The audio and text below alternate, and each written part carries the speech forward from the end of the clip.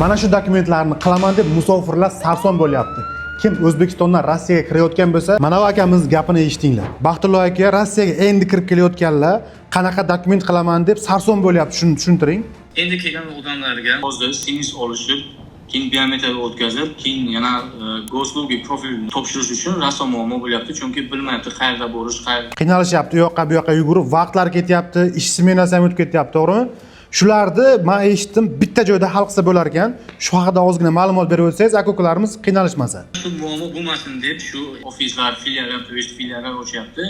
Shu filiallarga kelasizda sizga bitta sim karta olasiz, sim kartadan sizga bitta biometrik topshirib, do'stligi topshirib, sizingiz bo'lmasa, sizingiz ham qo'lingizga hammasini topshirib qo'lingizga beramiz.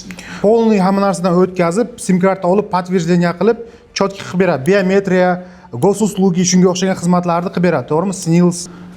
Bu xizmatlar pullikmi, pulsizmi, tekingami? Hammasi aka polniy tekin, bepul. Bepul, tekinga, faqat shu olgan sim kartasiga tarifiga pul to'laydi bo'ldi. Bo'ldi. Adreslarni biroz aytib o'ting.